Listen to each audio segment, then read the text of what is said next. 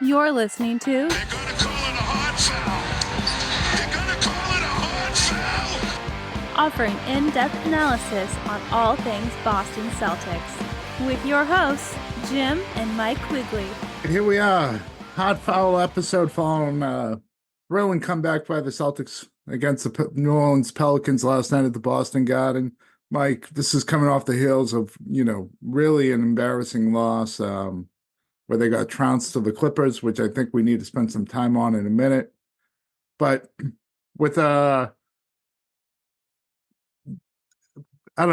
7 minutes to go or so, it was 94-89, and Derek White was 1 for 9 in the game, 1 for 17 over his last two. White, Brown, and Horford were 13 for 55. Horford misses a jump shot, about 15-foot jump shot, and they were 13 for 56. Oh, yeah, from the corner.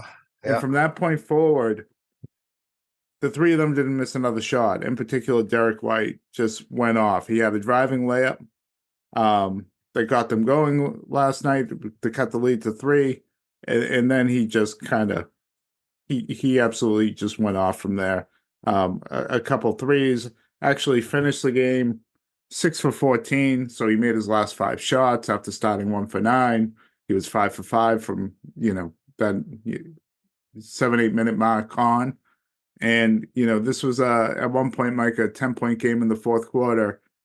And, I texted you right before, the Celtics went to the timeout. They came back and Horford missed that shot. But right before that shot, giving you those numbers and basically saying, you can't beat these good teams if 3 of your 5 starters just are not showing up and can't put the ball in the basket.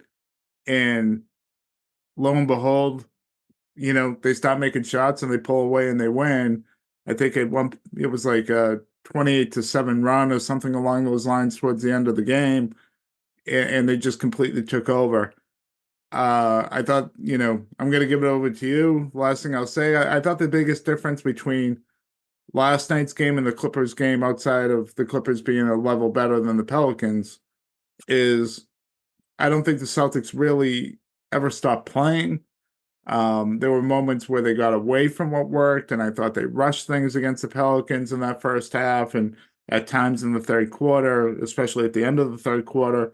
But for the most part, they stayed within themselves, continued to play their offense, even though their shots weren't falling.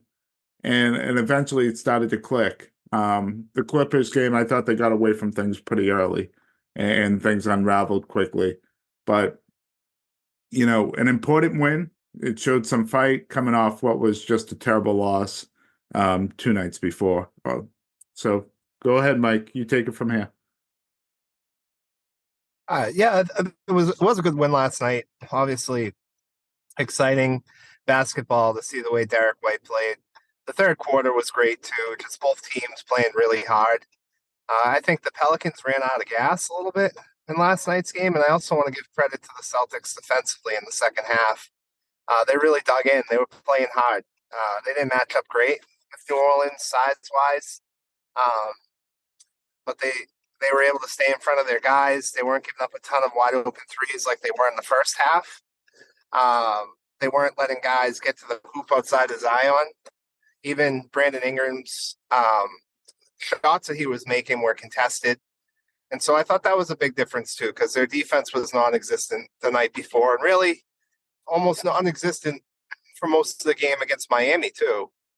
At least not playing to the level that we expect them to in the effort on the defensive end. So I thought that was a big difference last night in the second half. And when they went down 10, before Derek White went off, it was Tatum. Tatum hit some big shots to get him back in that game. And got the crowd into it. I thought the crowd was great last night. It was a great win. The third quarter was playoff basketball. You had players on both sides of the ball diving on the ground for loose balls. The Pelicans were up in the Celtics defending hard, making it really difficult to score, and the Celtics were just executing at a higher level. And I think the things that really hurt the Pelicans last night is Zion Williamson isn't in good enough shape for them to win. To have to sit your star player because he's winded when he's dominating the way he was Um, that's a big part of the reason they lost last night is he couldn't be out on the floor, and when he came back in the last 3 minutes of the game, he was toast. And Yeah, I and you couldn't could believe I couldn't believe they had him covering Jason Tatum. I you thought could that was see crazy. you could see it too. Like he had that really bad turnover late in the fourth quarter where he threw it to where no one existed, and another time he just kind of belly flopped with the basketball. Um, and then there was another time where he basically just didn't get back on defense. He's not in good shape. I mean, you take one good look at him and you can see that, and it's a shame because his athletic ability is so elite. You saw what he was doing in that second and third quarter to the Celtics in terms of getting to the basket at will, Awesome. with two or three It was guys kind of awesome. draped Yeah. all over him. And the shots, his touch is so soft from inside that Yeah. restricted area that no matter how well you contest it, and I got to tell you something too, Brandon Ingram. You mentioned the tough shots he was making. He is elite at getting to the spot he wants to get to. And Mm-hmm. then he has the ability, at his size to kind of just shoot over you. Now, it's not like a Kevin Durant level. Um, I don't want to go But it's there, like but the it's next just, level down from him. yeah, it's just a level lower, Yeah. and it's a good team. CJ McCollum, that's a really good basketball team. It's kind of I hard to don't think believe. they're well coached though, Jim. They I don't think they're well coached. Like at the end of that game, I didn't see it. I don't know, just no offense at all, really. No. No, and Um, and Scal hit on it. I've watched them a bunch this year. They have games where they look great. They will play really good teams hard, and it'll be close, and they'll get some wins. And then they'll have games where you just kind of look at them and say, "Is this the same team?" And some of that's maturity, some of that's Zion, honestly, not being in the condition he should be in. And but when they're and is locked Jose in, they're Alvarado tough. is Jose Alvarado hurt? Is that why he didn't play last night? No, he's just not really good enough to be in the rotation. Uh, Yeah, I mean, he's a I feel pesky like they could player. use his energy sometimes. Yeah, they didn't need it last Yeah, night. Maybe a little bit in the fourth, but on the fourth. Yeah. energy wasn't a problem for the last night. Um, despite them being such a good team, they're not a really good defensive team, and and that's what I kind of got to. I feel like a lot of the Celtics' problems at times is starts with their offense. And when they're missing and they're missing long, it creates easy opportunities for teams on the other side. When they don't attack matchups the way they should, with force, it really causes them problems. Look, the Clippers are a really good team. It was kind of shocking last night to see them lose to the Cavs, and the way they did the Cavs kind of pulled away there in the fourth quarter. Cavs have won what, 10 in a row? Yeah, I just the way you saw the Clippers play, it showed that they really got up for the Celtics game because talent wise, they're heads and shoulders, even as well as the Cavs are playing, better than the Cavs. Mm-hmm. They, they certainly cause problem. They're strong. They're big, on the wings. They're big at the guard position. But there was still matchup opportunities that the Celtics could take advantage of. And they just got sloppy. And I thought they got lazy in that game. There was one sequence that just really stood out to me where Harden was basically became their rim protector at times in the second and third quarter. And the Celtics failed to attack that, failed to find ways to beat guys off the dribble, including when they would have Daniel Tice out on the perimeter. There was a moment, I think it was in the second quarter, where Jaylen Brown had the ball out in the corner, and he drove on Tice, and he just let Tice strip him clean. I mean, Daniel Tice is a good player. He's not that level of player where you one of your superstars are getting stripped clean from him. And the way the Celtics were driving, it was almost like they had no idea where the center was and where the shot blocker was coming from. I mean, they've been elite all season in terms of reading the shot blocker and either scoring at the hoop or finding the open man. And I just felt like everything got rushed once they started missing, and especially when the Clippers started making shots, and it Yep. became an uncompetitive game very, very quickly. And a lot of it was, four of your five starters failed to make a shot or failed to play very well at all. But I look at that as, kind of a sense of, we use fight as a term of like, is a team playing hard? I kind of use it here as in terms of intent on offense and execution. You're so talented. You need to be smarter. You got to fight through things and do things the right way. You can't just go hard to the hoop against good teams and think you're going to get good results. It doesn't work that way. They're too good. You need to play within yourself, especially against good defensive teams. And the Celtics let it get away from them. As opposed to, I thought last night, and not to say there weren't moments. I thought Jaylen Brown in the third quarter was forcing action unnecessarily. Continue to drive like straight from the top of the key. And, he turned it over once and probably should have had 3 turnovers. Got bailed out with a foul call that wasn't a foul call. And ball that went out of bounds off the Pelicans that could have easily been called off Cada. And I felt like he was forcing that action because things weren't going well for him offensively. As opposed to, I thought Derek White, who was missing a ton of shots, Mike, but I never really felt like there was maybe a drive or two that were goofy in the second quarter, but I never felt like he was forcing the action. And a lot of his shots were good shots. And as a result, once he hit one, he was in the flow because he was playing the right way. And this team has to continue to play the right way. Doesn't mean you're going to win. Doesn't mean you're going to hit every shot. But at least you're giving yourself a chance. I thought in the Clippers game, the Clippers deserve a ton of credit. I don't want to take away anything. They outplayed the Celtics. They bullied them, like you said. But the Celtics also, once things started going bad, made it a lot easier for them. And that's kind of my observation from that game, anyways. Yeah, and it concerns me for when the playoffs come because the Clippers and Pelicans are two very different teams defensively. Oh, The yeah. Pelicans Not have close. size, but they can't defend at the skill that the Clippers can with Paul George and what he brings, and with Kawhi Leonard and what he brings. Mm-hmm. And I And thought I saw Zubac when he's something. playing, is a force down. Well, from Yeah. Tice too, I thought both centers clogged that paint pretty well against the Celtics and made it hard when the Celtics were trying to drive. Even when the Celtics had good drives in that first hat to the basket, I felt like everything was contested. Every shot was contested, and the Celtics offense was rushed. And what concerns me about Boston is in the playoffs, good teams, defend the 3-point line much better than they do in the regular season.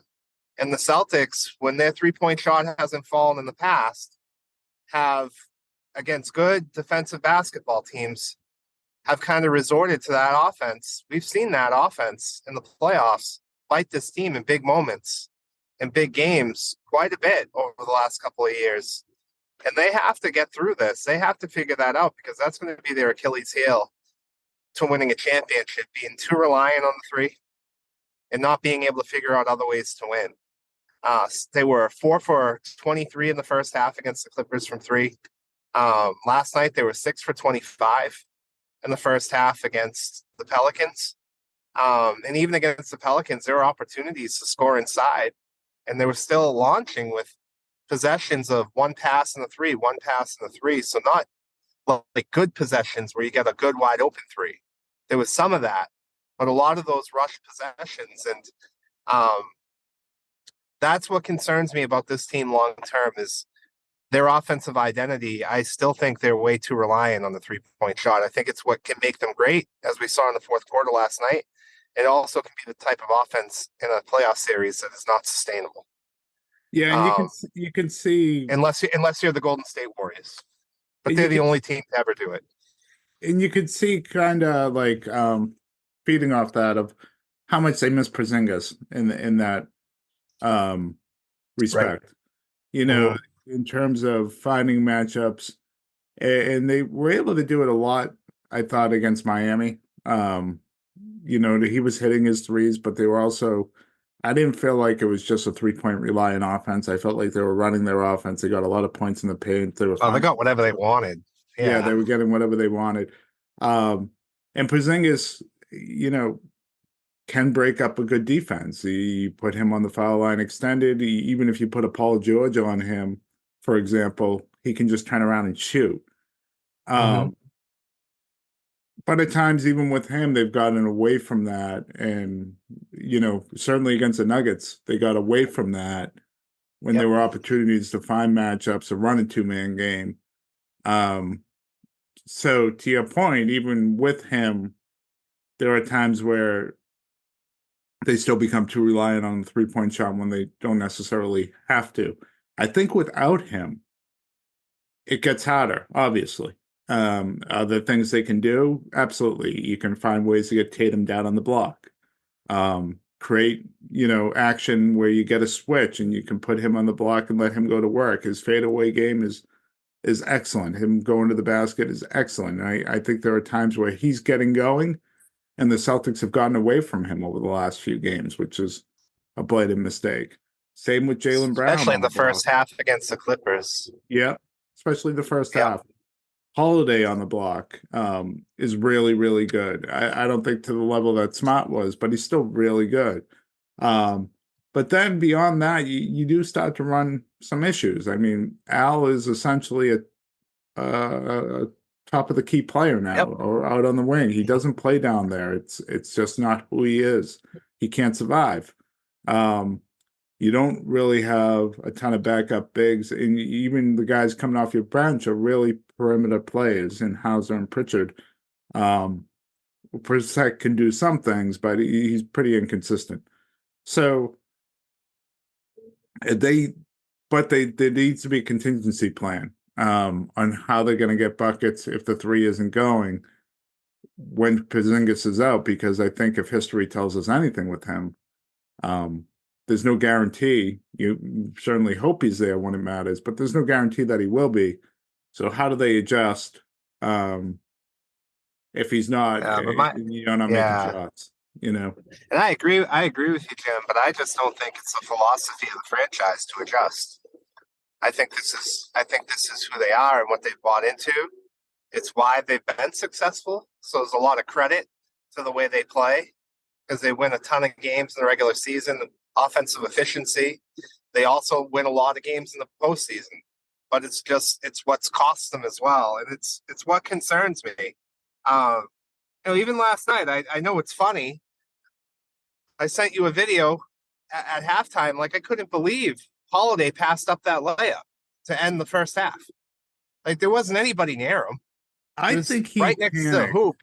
Yeah. Is that what happened? You think he panicked because there were guys behind him? And didn't realize how open he was. I watched it a couple times because he's pretty smart, and I don't think he'd pass up a layup like that for a 3. I think he panicked. I certainly hope not. Yeah. That's what I think happened. No, panic's probably not the right word, but you're 6'4" down there with the trees. I think there was kind of, oh my God, moment there. Am I really this open? And there was an interesting stat I saw about the Denver Nuggets last year in the last 2 NBA finals. It was like 3-point attempts and 3-point makes in the NBA finals the last 2 years, like dropped like 40%. Oh, wow. So it's like the game changes in the finals. Yeah. And, teams have to score inside. And I was like, wow, the Celtics Warriors, it was that dramatic. Cause I remember the Warriors, like Jordan Poole and those guys were just killing the Celtics. Maybe it was because the Celtics were shooting so poorly. Yeah, that could have been it. Yeah. But you brought up a point where, they have this philosophy. Well, obviously they wanted to alter that philosophy in the offseason. They made dramatic changes to bring Porzingis in here for Holiday to kind of man the pick and roll and how he's going to handle things. I mean, Holiday in a lot of ways fell into their lap, but they made significant changes. And I think with the understanding of, they needed to find other ways to score when the shot isn't going or when teams take away your primary options. I think it's now on the coaching staff to kind of really, go into the film room and look at what you look like when Porzingis isn't out there and find different ways to, get buckets when the three isn't going, when it's not your night.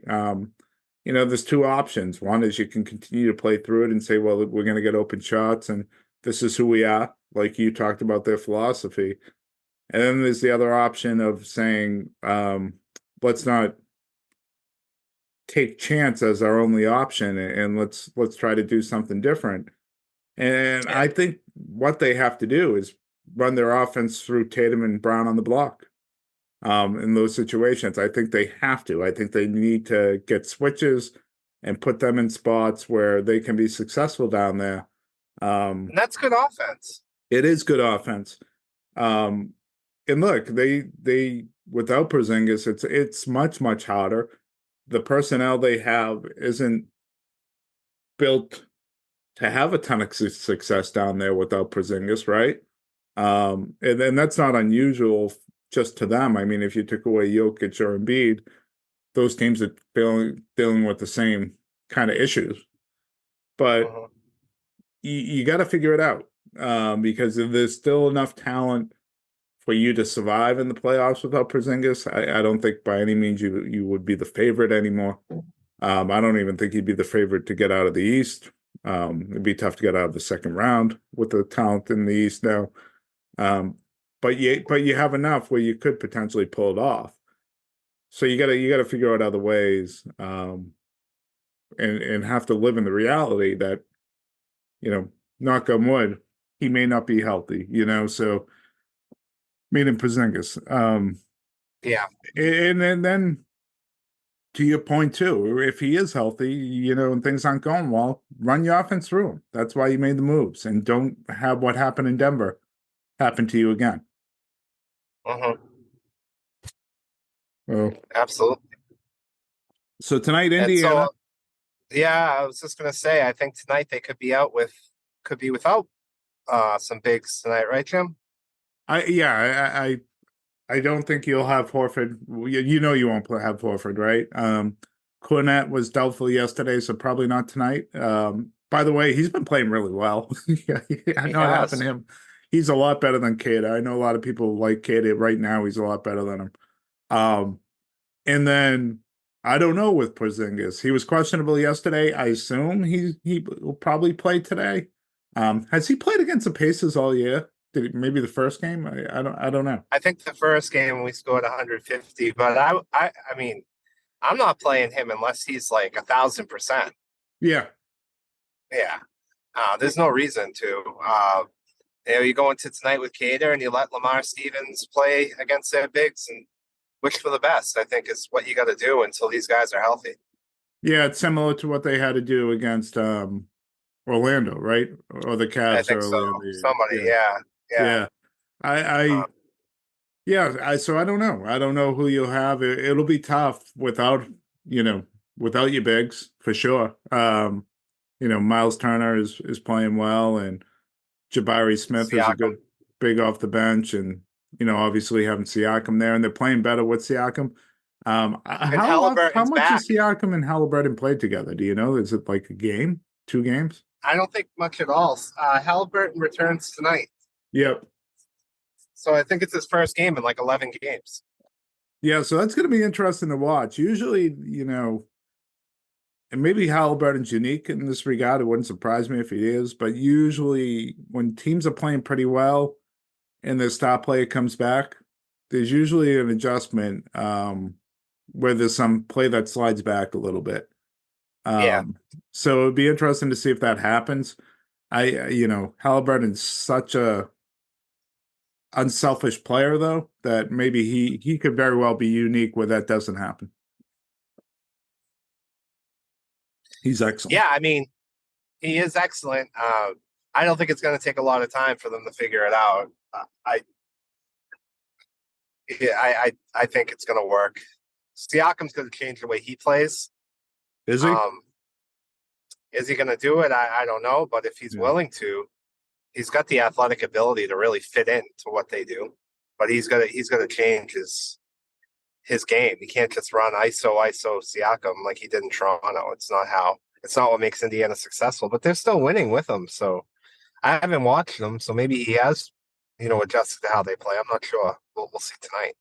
Yeah, they played really well. They played really well without Halliburton. They're a good team. They're rested. They played, not last night, but the night before. Hanging on to beat Memphis, who's been playing a lot better, over the last week or so. Memphis.